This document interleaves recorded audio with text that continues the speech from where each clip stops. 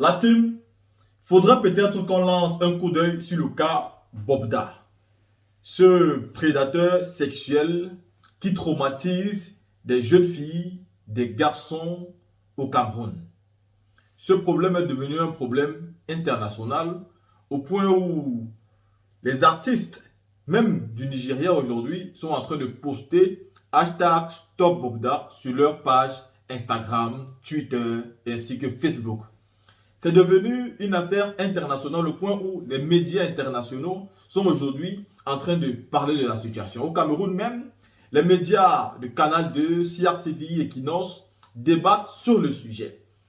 Vous avez vu, pour ceux qui ont été dans le direct du lanceur d'alerte Zuimanto, qu'il a eu plus de 55 000 personnes en direct pour écouter les faits relatés par des filles qui ont été soit violées, soit traumatisées par ce dernier-là.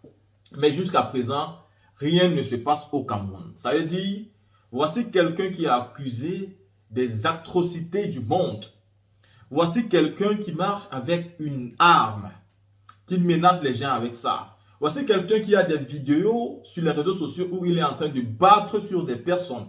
Ça, je vous parle des vidéos que j'ai vues. Bien que je suis incapable de les mettre ici, parce que YouTube n'aime pas la brutalité, donc je ne peux pas mettre des trucs qui ont de la brutalité, de la violence.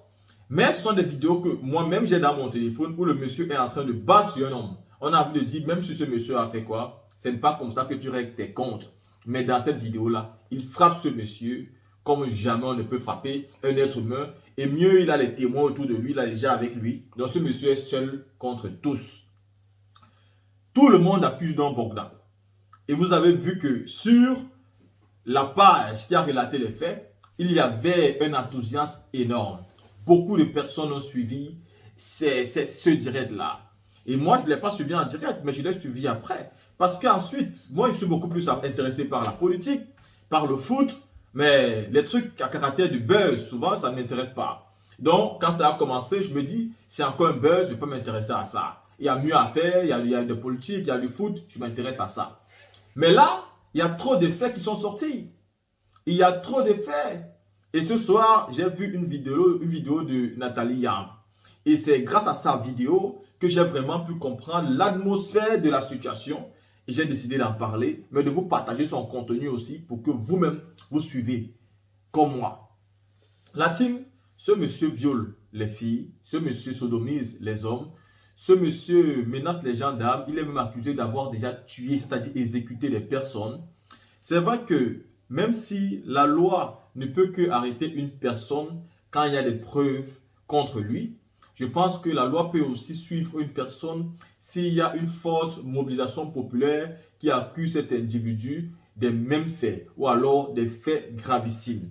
Donc je pense que le procureur de la République du Cameroun devait déjà interpeller ce monsieur, au moins pour écouter sa version des faits et après voir si les plaignants devront donc venir avec des plaintes et des preuves.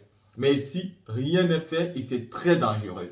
On nous dit qu'il est influent et qu'il est le fils d'un milliardaire. D'aucuns disent même que c'est une pratique héréditaire qui a commencé depuis son fait papa et qui n'est qu'un héritage qu'il est en train de poursuivre aujourd'hui. C'est-à-dire cet harcèlement sexuel, cette façon de traumatiser les femmes. Mais à côté de ça, il faut aussi donner un petit détail. J'ai envie de dire à nos jeunes sœurs aujourd'hui qui pensent que la vie est tellement facile et que le premier homme qui va les prouver, qui peut les donner 50, 60, 100 000, voire 1 million, c'est à lui qu'il faudra livrer son corps, que vous faites de graves erreurs. Vous vous livrez non seulement face à ce genre d'individu qui peut vous ôter la vie, vous livrez aussi à des traumatismes, mais vous livrez aussi à peut-être porter des maladies. Parce qu'on attend aujourd'hui qu'il a donné le sida à plusieurs personnes. Vous voyez ce que vous restez. Vous êtes jeune. Vous avez le droit de profiter de votre vie, mais je pense que vous ne devez pas sauter les étapes. Et la meilleure des choses serait de sortir avec les gens de votre génération, de votre âge, profiter de la vie. Chaque chose a son temps. Et ensuite, vous allez certainement avoir un certain âge pour avoir des personnes qui sont un peu plus grandes, mais il faut profiter et aller doucement. Mais vous trouvez aujourd'hui des petites filles qui vont dire à leur copain, qui allait voir une petite fille de 18 ans, qui dira à son copain de 19 ans, si tu peux pas me donner 50 000, moi je te quitte. Et pourtant, son propre papa ne lui a jamais donné à elle 50 000. Il n'a même jamais donné à sa maman 50 000 directement, mais elle est en train de demander à son égal de 19 ans de lui donner 50 000. Et vu que celui-ci n'a pas les 50 000, elle va estimer qu'il n'est pas bon pour elle et elle va aller chercher quelqu'un qui est comme Pogda. C'est-à-dire, on ne trouve pas les excuses à ce criminel. Mais il faut conseiller ces jeunes filles aujourd'hui qui pensent qu'à cause du matériel, elles doivent sortir avec n'importe qui. Il faut faire attention, sélectionner les choix. Vouloir même de l'argent, ce n'est pas mal en soi. Tout le monde aime l'argent, même les hommes. Mais il faut savoir raison garder et ne pas livrer votre dignité à n'importe qui. Vous aimez les sugar daddy, faites attention aussi dans vos sélections. Pour ne pas, c'est-à-dire, voyez-vous, ce genre de sujet, je n'aime pas trop parce que ce sont des sujets qui sont vraiment des sujets d'individualité. Nous menons des combats politiques qui sont un peu dans le sens général, dans le sens global. Ça concerne vraiment tout un continent. Nous voulons donc le changement de tout un continent. Mais le combat de personnes comme ça, on s'attaque à une seule personne, tout et tout, ça ne m'intéresse pas. Et les lanceurs d'alerte sont là. Mais nous devons, quand une affaire devient aussi internationale que celle-ci, de donner notre point de vue. La team, regardons ici et écoutons cette vidéo de Nathalie Yam. Ça détaille exactement tous les faits que ce prédateur a déjà commis au Cameroun contre des hommes, des femmes et tout genre de sexe au Cameroun, même les crimes. Écoutons la team. Bonjour, je m'appelle Nathalie Yam. Cela fait maintenant 7 jours que mon attention a été attirée par une affaire qui secoue la toile camerounaise et au-delà, entre-temps. Il est question d'un individu dénommé Fodouop Bobda Hervé Noël, qui est accusé par des centaines de personnes, hommes comme femmes, ou je devrais plutôt dire garçons comme filles, de les avoir violés, sodomisés, frappés, menacés, séquestrés, harcelés, contaminés avec le virus du sida. On parle même de personnes disparues. Les faits dénoncés sont parfois récents et parfois remontent à 10-15 ans en arrière. Les témoignages se succèdent, souvent anonymes, mais pas toujours, avec leur lot d'horreurs, de détails scabreux, dessinant un mode opératoire cohérent et un faisceau de complicité large. La raison pour laquelle cette affaire est en train de se muer en scandale d'État et la raison pour laquelle j'ai chamboulé mon planning de diffusion pour faire cette vidéo aujourd'hui est le silence et l'inaction de la police, de la justice, du procureur général de Douala, de son patron, le ministre de la Justice, et du gouvernement camerounais tout entier. La personne indexée est le fils d'un milliardaire du Landerneau camerounais décédé il y a 3 ans et demi. Selon la loi, toute personne est réputée innocente jusqu'à ce que la preuve de sa culpabilité soit établie par une enquête ou un tribunal. Selon la loi également, la justice, ou plutôt le procureur, peut s'autosaisir, notamment lorsque quelqu'un est poursuivi par la clameur publique. Et on peut dire que clameur publique il y a. La clameur publique fait référence à une réaction collective et bruyante de la société en réponse à un événement ou à une situation jugée scandaleuse ou injuste. Ce terme est souvent utilisé pour décrire la pression exercée par l'opinion publique sur les autorités judiciaires ou gouvernementales pour agir ou réagir à une situation particulière. Depuis une semaine, l'émoi est à son comble au Cameroun. Les réseaux sociaux pullulent de messages, d'interpellations, de témoignages les plus estomacants les uns que les autres sur les comptes du lanceur d'alerte qui a fait éclater l'affaire. Les télévisions en parlent, font des reportages, des débats. Les médias internationaux se mettent à prendre le relais. Le barreau du Cameroun a saisi le procureur de la République à Yaoundé. Des avocats ont porté plainte au nom de certaines victimes. Mais que voit-on en face?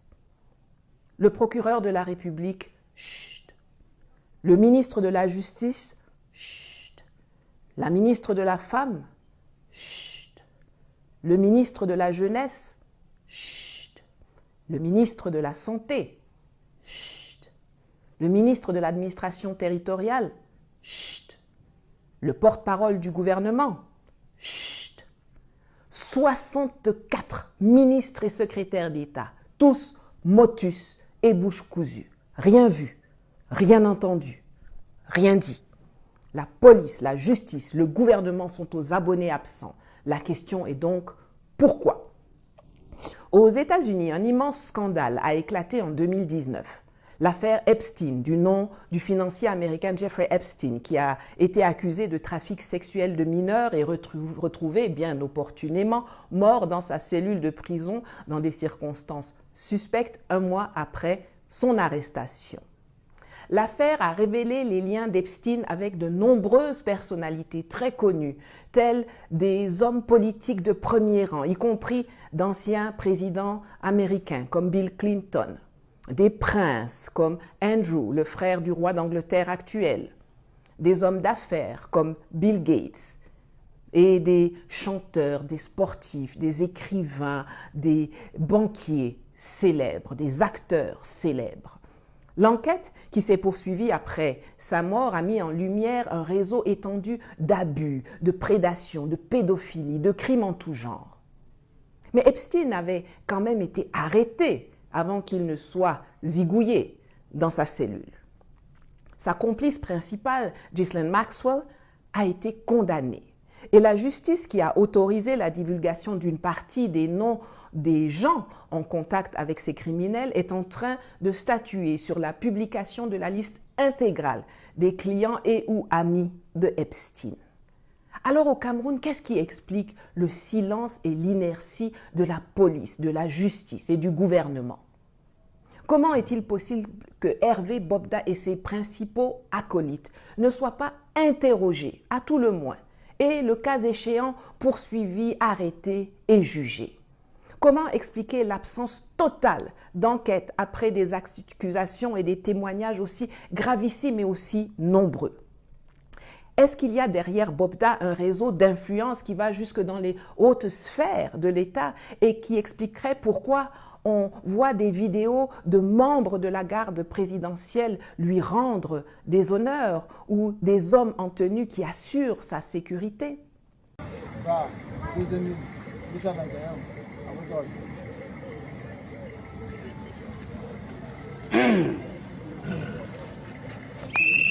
Dans Ouma Matikouté 2004 47 81 en service à la direction de la sécurité présidentielle. Merci.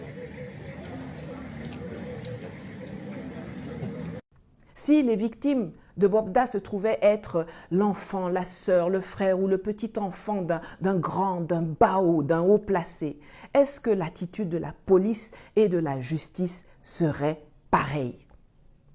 On aura le temps de revenir sur la responsabilité des influenceurs, des parents, des éducateurs dans la débauche généralisée et l'attrait de la vie facile qui caractérise la jeunesse camerounaise.